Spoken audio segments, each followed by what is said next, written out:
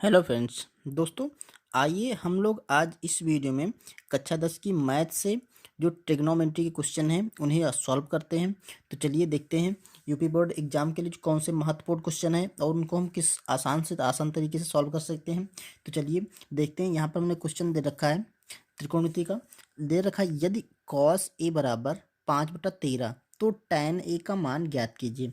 अब दोस्तों यहाँ पर दे रखा है कॉस ए बराबर 5/13 तो tan ए का मान ज्ञात करना है। दोस्तों, इस टाइप के क्वेश्चनों में अगर आपको दे रखा हो कभी भी ऐसा कि एक ट्रिग्नोमेट्रिकल रेशियो का मान कुछ दे और दूसरे ट्रिग्नोमेट्रिकल रेशियो का मान पूछ रहा हो, तो हमें क्या करना है, सबसे पहले ये समझ लेना है कि जो यहाँ पर एंगल है, ठीक है, ए एंगल है, ये किसी ट्राइंगल का एंगल है और वो ट्राइंगल है आपका समकोण, क्योंकि जो ट्रिग्नोमेट्रिकल रेशियो होते हैं वो सारे समकोण से ही संबंधित होते हैं।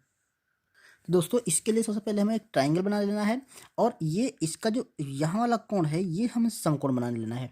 ठीक है, एक क्वेश्चन हम लोग आसानी से समझेंगे और उसके सारे नियम देख लेंगे, फिर आगे क्वेश्चन हम आसानी से सॉल्व कर सकते हैं। तो देखिए, हमने ये एंगल बना लिया समकोण। अब देखो यहाँ पर दे रखा है कॉस ए, जो मतलब एंगल है ए, वो हम यहाँ मानेंगे, क्योंकि अगर यहाँ मानेंगे तो हमारे लिए ज़्यादा आसान होगा। हम यहाँ पर भी ए मान सकते हैं, लेकिन इससे हमें इस एंगल को लेकर कंपेयर करना पड़ेगा। तो इस एंगल को लेकर के अब कंपेयर करने में हमें आसानी होगी। ठीक है, तो अब देखिए ए एंगल दे रखा, बाकी कुछ दे नहीं रखा था, तो इसमें कोई भी एंगल मान लेते हैं ये है बी। ठीक है, इसको मान लेते हैं बी और इसको मान लेते हैं सी। तो एंगल सी क्या है, समकोण है। अब यहाँ पर देखा है कॉस ए बराबर 5/13, तो यहाँ पर लिख सकते हैं, देखिए जो कॉस का मान होता है किसी भी समकोण में, अगर एंगल ये है तो इस एंगल के लिए ये हो गया आपका आधार। ठीक है, ये हो जाएगा आधार और ये हो जाएगा आपका लंब। ठीक, और ये हो जाएगा आपका कर्ण। कर्ण सदैव वही रहता है, चेंज नहीं होता। लेकिन अगर आप बी एंगल के लिए देखेंगे तो हमारा आधार ये बन जाएगा और लंब ये बन जाएगा, कर्ण यही रहेगा। ठीक है, इसलिए हम एंगल जो भी यहाँ पे दे रखा हो उस एंगल को हमें सावधानी से देखना है। ठीक है, अब देखो ये हो गया। अब कॉस ए क्या होता है, आपका कॉस ए होता है आधार बटा, सॉरी यहाँ पर देखा कॉस ए ना, तो आधार बटा कर्ण होता है, ये आपको पता होगा। कॉस ए जो होता है वो होता है आधार, ठीक है, बटा कर्ण, ये होता है। और ये मान इन्होंने दे रखा है 5/13। ठीक है, तो यहाँ से हम बता सकते हैं कि जो आधार है ये है आपका 5 और ये है कर्ण है आपका 13। तो ये भुजा 13 सेंटीमीटर, ये भुजा है 5 सेंटीमीटर। हमें अब देखिए यहाँ पर tan का मान ज्ञात करना है। अब दोस्तों यहाँ पर देखिए जो tan ए होता है, यहाँ पर भी एंगल ए ही ले रखा है, तो जो tan होता है वो मान हो जाएगा आपका लंब, सॉरी, tan होता है ऊपर होगा लंब और नीचे होता है आधार, लंब बटा आधार होता है। तो हमें लंब तो पता है, सॉरी आधार पता है, लेकिन लंब पता नहीं है, तो हम लंब ज्ञात कर लेंगे पहले। तो दोस्तों, इसके लिए हम लगाएंगे सिंपली ये समकोण में पाइथागोरस प्रमेय। ये प्रमेय सिर्फ समकोण के लिए यूजुअल है। ठीक है, तो यहाँ पर जो पाइथागोरस प्रमेय होती है उसमें क्या होता है, जो कर्ण होता है उसका स्क्वायर, जो कर्ण है उसका स्क्वायर बराबर होता है आधार का स्क्वायर, ठीक है, और प्लस लंब का स्क्वायर।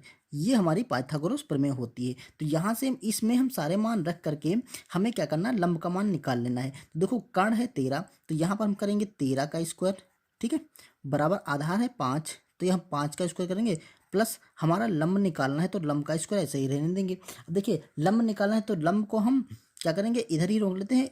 ये जो 5 है इसको इधर ले आते हैं। देखो 13 का जब स्क्वायर करेंगे तो 169 होता है और 5 का स्क्वायर करेंगे, ठीक है, तो 25 होगा और ये बराबर के इधर आ जाएगा, तो ये हो जाएगा माइनस का 25।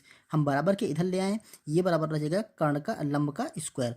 अब देखो यहाँ पर क्या होगा, 25 से जब आपका सॉरी 159 से जब 25 निकल जाएगा तो आपका बचेगा 144। ठीक है, 9 से 5 गया 4 और 6 से 2 गया 4, तो 144 बराबर लंब का स्क्वायर। अब देखो यहाँ से हम कह सकते हैं लंब बराबर हो जाएगा हमारा, देखो 144 है, तो यहाँ से जब स्क्वायर हटेगा तो इधर रूट लग जाएगा, ठीक है, और ये निकलेगा आपका 12। तो लंब जो हमारा है वो आ गया आपका 12। अब यहाँ से कोई भी ट्रिग्नोमेट्रिकल रेशियो निकालना होगा, हम आसानी से मान रख के निकाल सकते हैं। तो हमें निकालना था सिंपली tan का, तो यहाँ पर देखिए लंब क्या हो जाएगा आपका, लंब इसमें हो जाएगा आपका 12 और आधार हो जाएगा आपका 5, तो ये हो जाएगा 12/5। तो हम इस तरह से जो tan ए का मान निकला वो हमारा 12/5 आ गया, सॉरी 12/5 आ गया। यही इस क्वेश्चन का हम आंसर आसानी से लिख सकते हैं।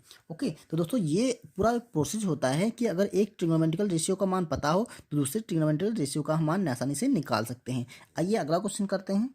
अब दोस्तों सिंपल यही दे रखा है यहाँ पर, कॉस ए बराबर 15/17, तो tan A plus cot A का मान ज्ञात कीजिए। ठीक है, तो आपको हमने पिछले क्वेश्चन में बताया है कि ये जो एंगल होता है वो एक समकोण त्रिभुज का एंगल होता है, और जो ट्रिग्नोमेट्रिकल रेशियो है वो समकोण पे लागू होते हैं। तो ये आपका 90 अंश का होगा, और ए एंगल दिया है ना, तो इसको हम मान लेते हैं ए। ठीक है, तो कोई भी एंगल बना लो, ए बी इसको मान लो और सी से मान लो। ठीक है, तो इस एंगल के लिए ये हो जाएगा आपका आधार, ठीक, और ये हो जाएगा आपका लंब, और ये हो जाएगा आपका कर्ण। ठीक है, तो उन्होंने कहा है कॉस ए। अब देखिए कॉस में जो होता है कॉस थीटा आधार बटा कर्ण होता है, ये आधार बटा कर्ण। ठीक है, तो ये दे रखा है 15/17। तो यहाँ से हम कह सकते हैं कि आधार 15 है और कर्ण क्या है 17 है। तो यहाँ पर देखो आधार बराबर 15, ये हम 15 लिख सकते हैं, और कर्ण बराबर 17। अब हम इस त्रिभुज में पाइथागोरस प्रमेय लगाएंगे, वहां से हम लंब का मान निकाल लेंगे। तो देखो यहाँ पर हम पाइथागोरस प्रमेय लगा रहे हैं, पाइथागोरस प्रमेय। तो ये क्या होती है, कर्ण का स्क्वायर। हमने पिछले क्वेश्चन में बताया था कर्ण का स्क्वायर। देखो हम एक बार और लिख लेते हैं, कर्ण का स्क्वायर बराबर आधार का स्क्वायर, ठीक है, प्लस लंब का स्क्वायर। ठीक, ये हम शॉर्टकट में लिखे हैं। अब यहाँ से देखिए सारे मान रख लेते हैं, तो कर्ण का स्क्वायर हो जाएगा आपका 17 का स्क्वायर, यहाँ पर बराबर आधार का स्क्वायर मतलब 15 का स्क्वायर, प्लस लंब का स्क्वायर हमें निकालना है। तो यहाँ पर इसे रखते हैं। तो ये 17 का स्क्वायर होता है, सॉरी 2, ये होता है आपका 189। ठीक है, सो दोस्तों यहाँ पर जो 17 का स्क्वायर होता है 289 होता है। ठीक है, और यहाँ पर देखिए 289 बराबर 15 का स्क्वायर 225 होता है, प्लस लंब का स्क्वायर करेंगे। अब इसको हम 75 करके इधर कर लेंगे, तो ये हो जाएगा 289 माइनस 225 बराबर लंब का स्क्वायर। इसे घटा देते हैं, तो देखिए 9 से 5 जाएगा तो 4 बचेगा, और यहाँ पर 8 से 2 जाएगा। देखिए 9 से 5 गया तो 4 बचेगा, 8 से 2 गया तो आपका 6 बचेगा, और 2 से 2 गया तो 0 बचेगा। ये हो जाएगा आपका लंब का स्क्वायर। अब स्क्वायर हटेगा तो इधर रूट लग जाएगा, तो यहाँ से हम कह सकते हैं कि जो लंब निकलेगा बराबर 64 का जब रूट निकालेंगे तो 8 निकलेगा। ठीक है, 8, तो लंब का मान हमारा 8 आ जाएगा। तो यहाँ पर हम ये लिख सकते हैं कि ये भुजा हमारी 8 होगी।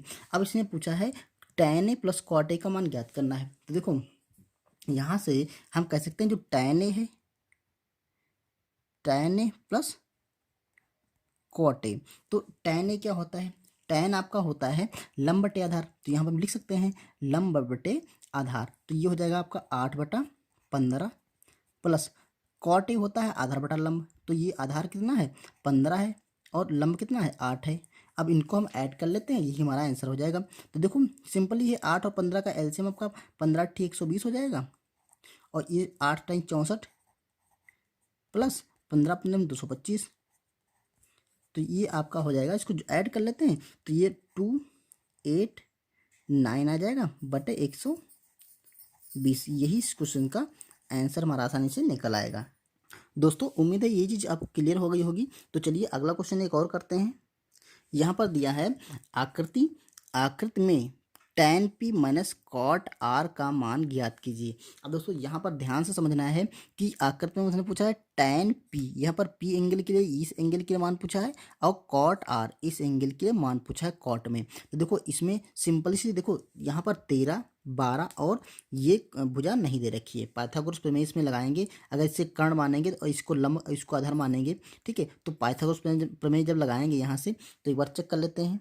देखो पाइथागोरस प्रमेय से क्या होता है, लंब का स्क्वायर मतलब हमारा 13 का स्क्वायर बराबर हो जाएगा, सॉरी कर्ण का स्क्वायर 13 का स्क्वायर बराबर होगा आधार का स्क्वायर। आधार हमें नहीं पता तो इसको हम सिंपली आधार मान लेते हैं, ऐसे ही आधार लिख लेते हैं, आधार का स्क्वायर प्लस लंब का स्क्वायर यानी कि 12 का स्क्वायर। ठीक, अब यहाँ पे देखो, यहाँ पर 13 का स्क्वायर 169 आएगा, ये बराबर ये आधार है, ठीक, इसका स्क्वायर प्लस ये हो जाएगा आपका 144। जो हमें आधार निकालना है तो ये 169 से हम 144 माइनस कर देंगे तो ये हो जाएगा हमारा आधार का स्क्वायर। अब देखो ये बचेगा आपका, घटाएंगे तो आपका 9 से 4 जगह तो 5 बचेगा, और 6 से 2 जगह 4 जगह 2 बचेगा, ये 25 जाएगा आधार का स्क्वायर। ये स्क्वायर हटेगा तो ये रूट लग जाएगा, तो यहाँ पर आएगा 5 बराबर आधार। ठीक है, तो यहाँ से लिख सकते हैं हम आधार जो निकलेगा इसका वो बराबर 5 निकलेगा। ठीक है, तो यहाँ पर हम ये 5 लाख लिख सकते हैं। और अब उसने कहा है कि tan p minus cot r। अब ध्यान से समझिएगा, यहाँ पर जो tan p बोल रहा है, यहाँ पर हम एक बार लिख लेते हैं।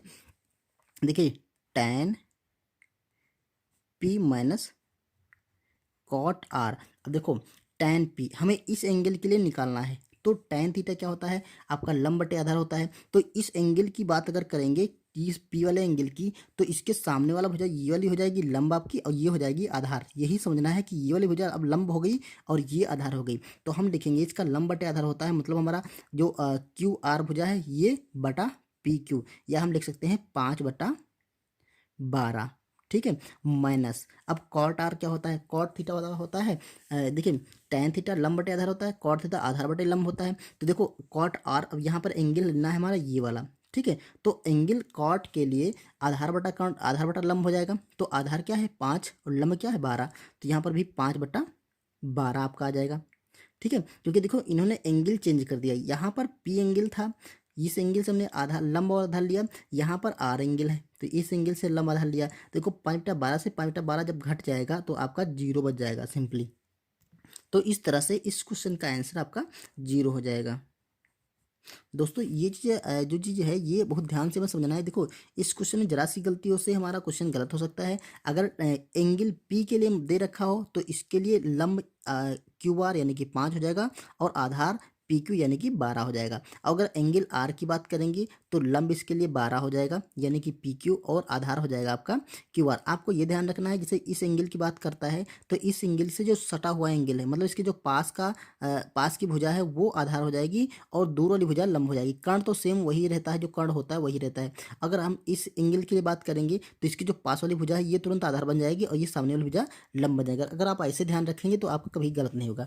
ठीक है, तो उम्मीद है यही क्वेश्चन समझ में आए गए होंगे। इस टाइप के क्वेश्चन जो कि एक एंगल दे रखा होगा, और या किसी एक ट्रिग्नोमेट्रिक रेशियो का मान दे रखा होगा, और आपको अगले ट्रिग्नोमेट्रिकल रेशियो का मान निकालना होगा।